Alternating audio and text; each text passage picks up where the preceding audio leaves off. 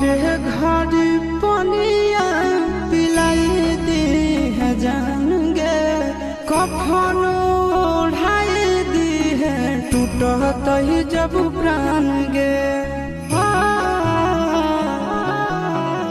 मोरे घर पनिया पिलाई दी है जान गे, कफन ओढ़ाई दी है टूटत ही जब प्राण गे।